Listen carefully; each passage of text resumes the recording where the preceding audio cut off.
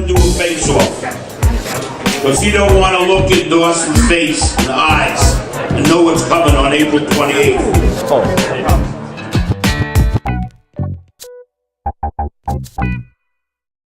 Chad Dawson and Bernard Hopkins press conference, man. This is a rematch for that first fight that didn't go so well for either one of those guys, man. Who do you like in this fight now? What's your thoughts on it? Well, here's the thing: is Dawson's young and hungry, and in his prime.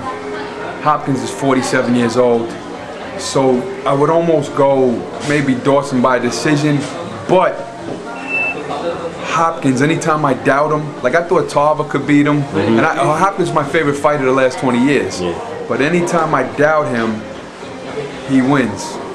So it's hard to ever.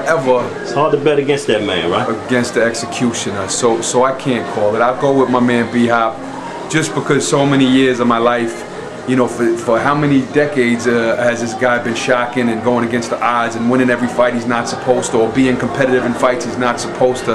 That's what Bernard does. So at 47 years old, you know, maybe the old man can still do it, and we'll see. We'll see what happens.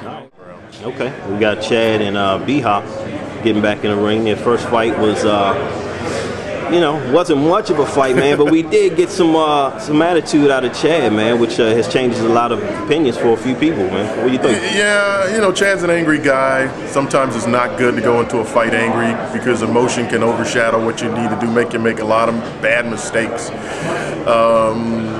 Yeah, but I still think, though, that, you know, his age is going to be his biggest advantage.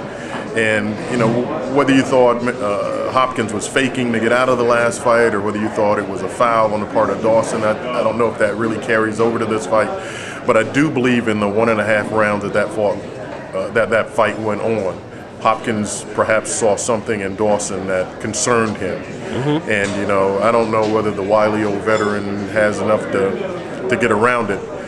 But I stopped picking against Bernard Hopkins after the Trinidad fight, so I'm never going to pick against Bernard Hopkins. So I'd have to say Hopkins in the decision. Man, I might need to see you with some money this time around, man. Okay, gotcha. All right, so we got B-Hop and Chad in the rematch. Who you like in that fight? I'm boring. I'm talking about age again. This time, age 47 for Hopkins.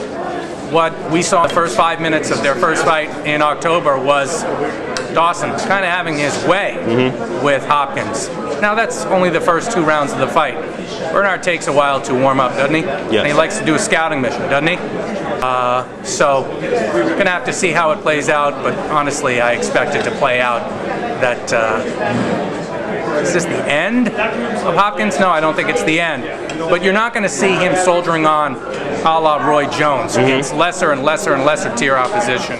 Gotcha. But we're getting closer to the end for the old man. Gotcha. And I'm going to miss him because he is a rhetorical genius.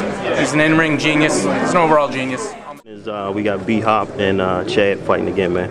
Who you like in that rematch?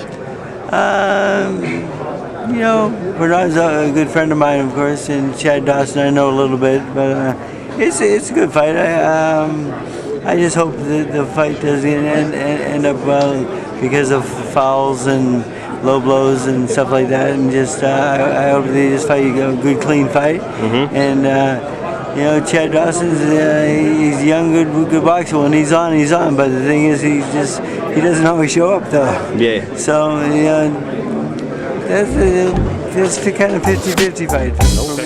Okay.